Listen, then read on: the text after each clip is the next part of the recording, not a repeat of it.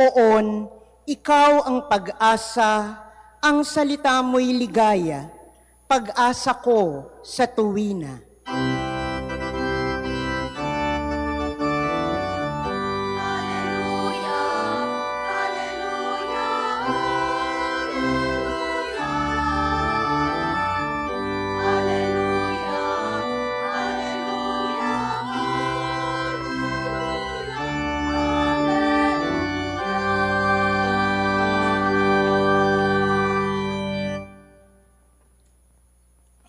Sumainyo ang Panginoon. At sumaiyo rin. Ang mabuting balita ng Panginoon ayon kay San Mateo. Papuri sa iyo, Panginoon.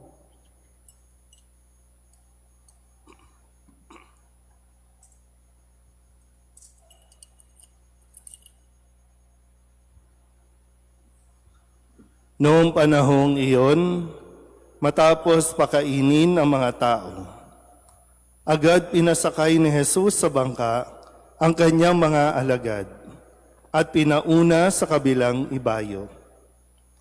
Samantalang pinauuwi niya ang mga tao. Pagkaalis ng mga ito, umahon siya sa burol upang manalangin. Nag-iisa siyang inabot doon ng gabi. Samantala, nasa laot na noon ang bangka at sinasalpok ng mga alon sapagkat pasalungat sa hangin. At nang madaling araw na'y sumunod sa kanila si Jesus na naglalakad sa ibabaw ng tubig. Kinalabutan sa takot ang mga alagad nang makita nilang may lumalakad sa ibabaw ng tubig. Multo, sigaw nila. Ngunit agad siyang nagsalita at sinabi sa kanila, "Huwag kayong matakot, si Jesus ito."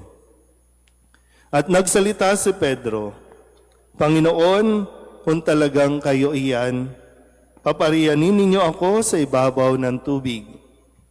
Sumagot siya, "Halika." Kaya't lumunsad si Pedro sa bangka at lumakad sa ibabaw ng tubig, palapit kay Jesus. Ngunit nang mapansin niya ang hangin, siya'y natakot at nagsimulang lumubog. "Sagipin ninyo ako, Panginoon," sigaw niya. Agad siyang inabot ni Jesus. "Napakaliit ng iyong pananalig," sabi niya kay Pedro. "Bakit ka nag-alinlangan?" Pagkasakay nila sa bangka, tumigil ang hangin at sinamba siya ng mga nasa bangka. "Tunay na kayo ang anak ng Diyos," sabi nila. Ang mabuting balita ng Panginoon. Pinupuri ka namin, Panginoong Hesukristo. Isang magandang umaga po sa inyong lahat. Nawa po, sa kabila ng malakas na buhos ng ulan at mga pagbaha, kayo ay okay pa rin. Sa kabila ng maya't maya, mayroon tayong warning na uulan ng malakas, nawa ay mas maging kalmado pa rin po ang lahat. Kung paanong ang mensahe ng ating Panginoong Hesukristo sa araw na ito na sinasabing, "Huwag kayong matakot." Pakisabi nga ulit sa katabi, "Huwag kang matakot."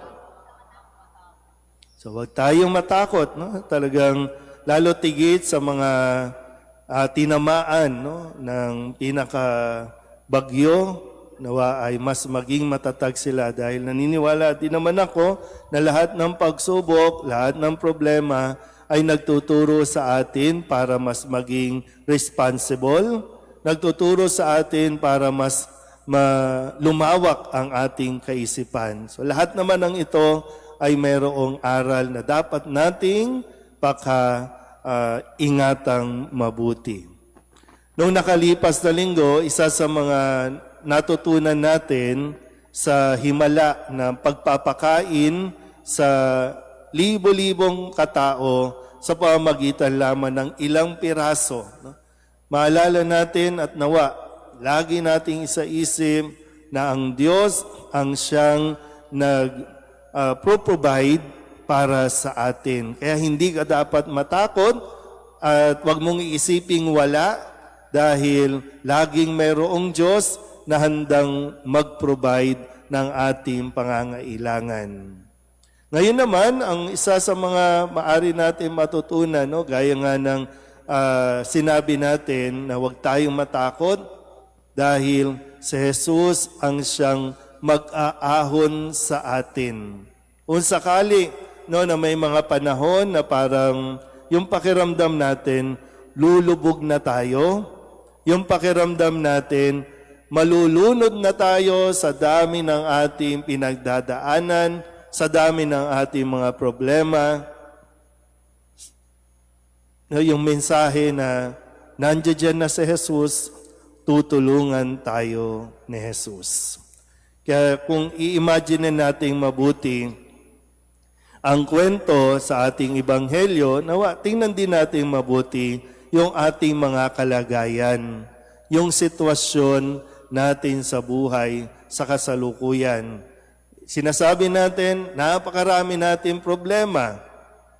Pero may mga problema na hindi dapat pinoproblema. May mga problema na naririyan para turuan tayo ng napakagandang leksyon sa buhay. May mga problema na naririyan na dapat talagang naririyan. Gaya ng halimbawa, no? Sa sitwasyon ng mga alagad, matapos yung pagpapakain, inutusan sila ni Jesus, umayo kayo muna, mauna muna kayo. Pumunta kayo sa kabilang ibayo doon sa next destination natin. Sumakay sila ng bangka, nasa laot. At pag nasa laot, may alon, may hangin. Pero ano nangyari sa mga alagad? Naunang matakot. Ano nangyayari kapag natatakot? Nagwawala, natataranta, kaya lalong lulubog. Kasi yun yung pakiramdam nila, di ba? Malakas yung hangin, malakas yung hampas ng alon, kasi unang-una, ang sabi dito, salungat sila sa hangin. Salungat. Kahit anong ganda, tibay ng bangka, nagawa ng tao, hindi yan uubra sa kalikasan. Pero yun nga po, normal sa kalikasan ang humangin. Normal sa kalikasan ang umihip, ang humampas sa tubig para makalika ito ng malakas na alon. Normal at dapat tayong makaranas ng bagyo, ng pag-ulan. Ang hindi normal ay yung nagbabaha sa tuwing umuulan. Gawa ba ng Diyos? Dulot ba ng kalikasan na bumaha? Problema ba yung bagyo o problema yung mga ginagawa natin? Kasi dati, tuloy-tuloy lang naman yan, di ba? Pag umulan, tuloy-tuloy lang yan. Pero nang magbukal, nang magbungkal, lalo tayong binaha. Yung mga ginagawa mga project, di ba? Sinong may gawa ng problema? Yan. Pero ulitin ko, no? Kapag may mga ganyang pangyayari, ang mainam gawin, pumirmi. Kumalma. Isang magandang dulot, di ba? Pag umuulan, na gustong-gusto ng mga estudyante, cancel ang klase. Pag umuulan, bumabagyo na, nasaan kayo lahat? Nasa loob ng bahay. May isang pagkakataon, di ba, na lahat kayo busy, lahat tayo may kanya-kanyang mga buhay o pinagkakabalahan, pero dahil sa bagyo, walang lalabas. Pero ang tinitingnan natin, problema, kasi hindi tayo makalabas. Hindi natin nakikita yung may magandang pagkakataon na nagkakasama-sama tayo. Pero yun nga, ang isip natin, problema. Wala namang problema. Kasi tingnan nyo ulit, no? Anong karanasan ni Pedro? Isa sa mga nandoon sa bangka. Lord, kung talagang ikaw yan, no, hayaan mo akong pumunta sa iyo. Umalis ng bangka, humakbang sa tubig, nakatingin kay Kristo, pero nung ibaling ang kanyang tingin sa hangin, sa tubig, nagsimulang lumubog. Natakot eh. Kaya yung sigaw na, sagipin ninyo ako, Panginoon. At sinagip siya. At ito yung talaga, no, na may mga pangyayari sa buhay na talagang ang Diyos lang ang makakasagip sa atin. Wala nang iba pa. Kahit na ito'y sarili nating gawa, marami tayong mga salungat sa buhay na ginagawa natin na nagpapalubog lalo sa atin at sinasabi natin, ang dami kong problema na tayo rin naman ang gumagawa ng problema natin. Ano bang mga salungat sa buhay ang hindi mo pinapansin? Magulang ka, pero kung umasta ka, para kang binata at dalaga. Salungat yan. May asawa ka na, pero anong ginagawa mo? Nakikipag-chat ka pa sa iba. Salungat yan. Estudyante ka, pero nagbubulakbol ka. Salungat yan. Itong mga nangyayari sa atin. Bakit tayo may mga hearing? Kasi hindi mo dapat ginagawa, pero ginagawa mo. Salungat sa iyong opisina, salungat sa iyong posisyon. Pero kaya, ang dami nating sinasabing problema na siyang nagpapalubog lahat sa atin. So, kamusta po? Ano na? Pakisabi nga ulit sa katabi, kaya mo yan. Diba yung minsan kasi yung alam na natin, di ba, na nagkamali tayo, tapos lumulubog ka na ng todo, lubog ka na sa utang, di ba? Ayaw mo pang magpasaklolo. Lalo tigit, ayaw pa natin tumawag sa Diyos. Na para bang gustong-gusto pa rin natin patunayan, kaya natin to na tayo lang. At ang pinaka-problema pa rin natin, di ba, yung ugali natin, mas gusto nating kumapit sa kapangyarihan ng tao kaysa sa kapangyarihan ng Diyos. Ngayon, gumagawa na naman tayo ng bagong problema. Tayo na naman ito. O, itong paksilikan natin, gaano kalawak na lupain para lang magkaroon tayo ng mga center-center, data center o kung ano pa man yan. Pero ilang kalikasan, ilang puno, ilang tao ang mawawala ng bahay. Sabi nila, bibigyan sila at bibilin yung lupa ng mga nakatira, ng mga katutubo.